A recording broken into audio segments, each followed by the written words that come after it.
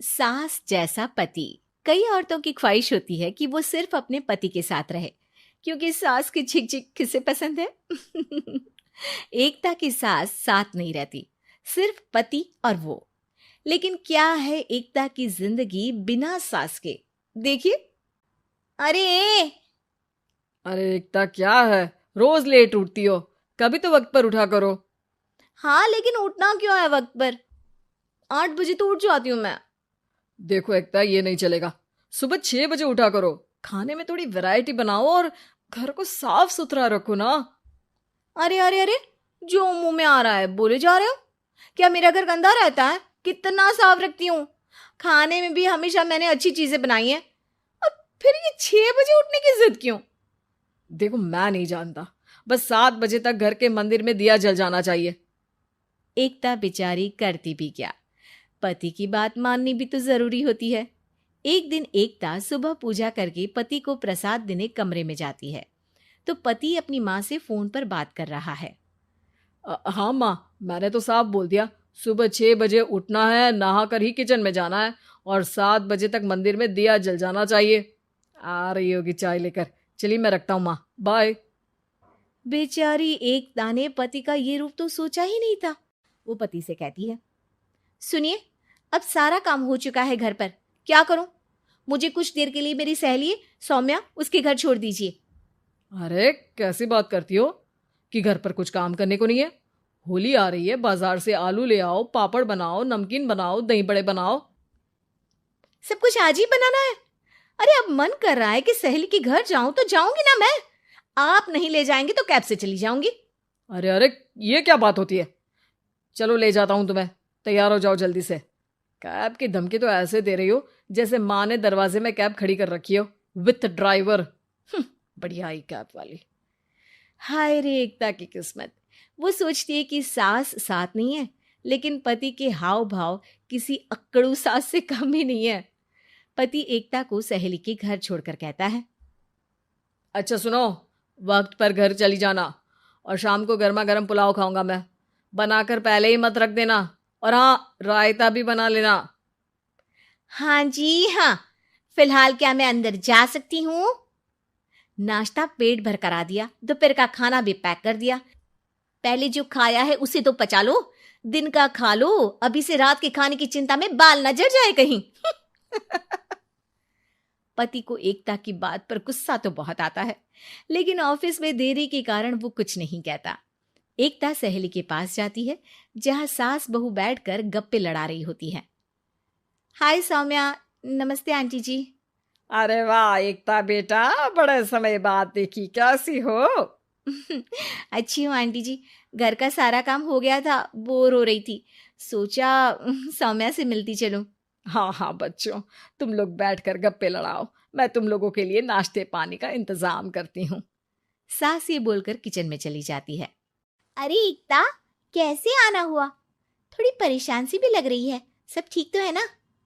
अरे यार, कहाँ ठीक हूँ। ना सोने मिलता है, ना अपने मन का कोई काम करने मिलता है।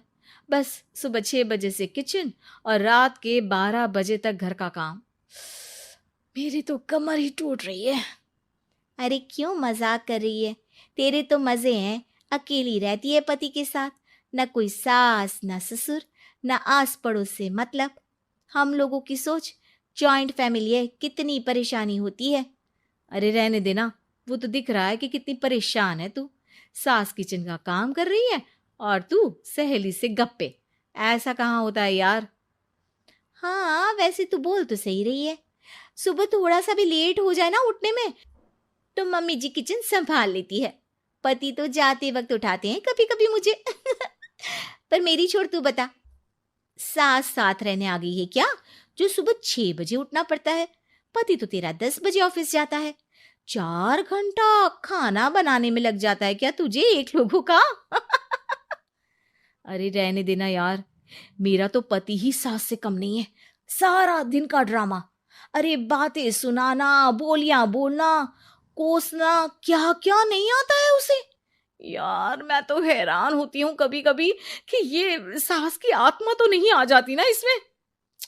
अरे परेशान हो चुकी हूँ। इतना ही नहीं, वो तो अपनी माँ से मेरी चुगली भी करता है। समझ गई। मतलब तेरे पति की गाड़ी चल यहाँ रही है, लेकिन रिमोट तेरी सास के पास ही है। अरे अब जो समझ, रिमोट है या कंट्रोल है, बस मेरा तो मुश्किल हो रहा है यहाँ रहना। सोच रही हूँ 2-4 महीने के लिए मायके चली जाऊं। क्या करेगी? 2-4-10 महीने बाद तो आना ही है ना यहाँ पर। तो क्या करूं, तलाक दे दूं क्या? अरे ये कोई सोल्यूशन नहीं है। तू अपने पति को सुधार भी तो सकती है। कैसे कैसे सुधारूं? सौम्या उसके कान में कुछ कहती है, जिसे सुन एकता खुश हो जाती है। अगले रोज, हाय रे, मेरी तो टांगे ही नहीं चल रही है। हाय हाय हाय, बहुत दर्द हो रहा है भगवान। अरे क्या हुआ एकता, रुको मैं माँ से पूछता हूँ। लेकिन पति जैसे ही माँ से बात करके एकता के पास आता है। क्या नौटंकी है ये, क्यों रो रही हो? अरे कोशिश करो ना उठने की। ये काम से बचने के लिए जो नाटक है ना, बंद कर दो, वरना माँ आ जाएगी यहाँ पर। एकता की तो मानो मन मुराद पूरी हो गई।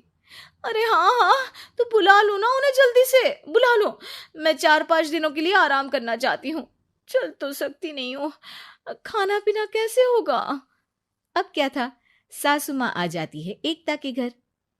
सासू माँ, मुझे ये हमेशा बताते हैं कि आप कितनी हार्ड वर्किंग है। बस अब अगले 15 दिनों तक मैं आपको देखूंगी और आपकी जैसी ही बनूंगी। ये बता रहे थे कि आप 5 बजे सुबह उठ जाती हैं और अरे बेटा, कुछ ज्यादा ही नहीं बता दिया तूने।